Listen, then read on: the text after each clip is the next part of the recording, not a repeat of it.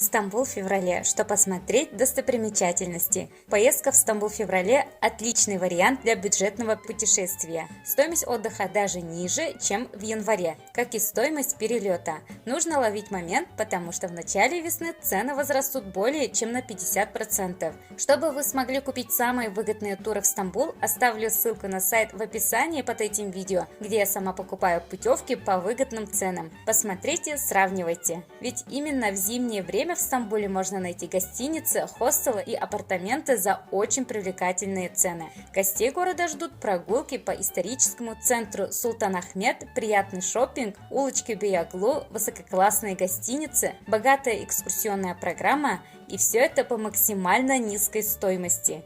Экскурсии еще дешевле можно купить на официальном сайте ведущего туроператора Тестур. Ссылку также оставлю в описании под этим видео.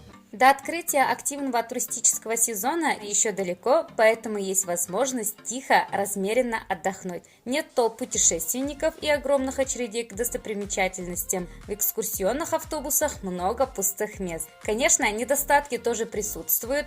Самый большой из них – это погода. Февральский Стамбул холодный, промозглый. Временами идут снегопады. Если опасаетесь неожиданных капризов природы, планируйте посещение Стамбула на самый конец зимы. Стандартная дневная температура плюс 10, бывает больше, обычно до 12-15 и меньше до 5 градусов. Дожди идут не слишком часто в сравнении с январем, но противно, появляется повышенная влажность и сильный ветер. Кстати, солнечных дней в феврале в Стамбуле бывает больше, чем в Сочи. Куда сходить в Стамбуле в феврале? Да, февральская погода достаточно капризна, а это означает, что стоит уделить внимание посещению музейных комплексов и тех исторических объектов, где можно укрыться в непогоду. В первую очередь это мечети, базары, музеи и дворцы. А также дворцы это Долмабахче, Топкапы, Бейлербей, Кучуксу. Базары – Гранд-базар, египетский рынок. Музеи – археологический музей, музей мозаик, миниатюрк, крепость Румели-Хисары, музей энергии, музей имени Рахми Кача, турецкого и исламского искусства, железнодорожный музей Сиркеджи, музей Дервишей Мевлеви.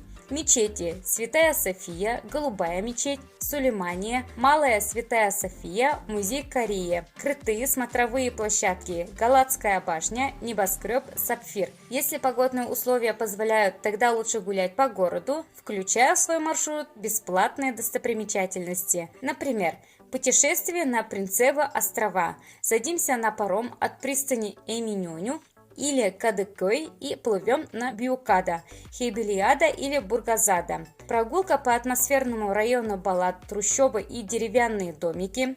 Азиатский Стамбул, на пароме в современный Кадыкөй, кварталы Мода и улица Бахария, или консервативный Ускудар, мечети, кофейни с турецким кофе и разноцветный Кузгунджук. Длинный тур по Босфору с посещением крепости Ярас и деревеньки Анадолу Кавагем, а особо интересующиеся могут посетить и могилу Юши. А также можно погулять по набережной Бебек после посещения крепости Румели-Хисары, посмотреть мечеть Артакёй и прикупить безделушек на блошином рынке возле мечети.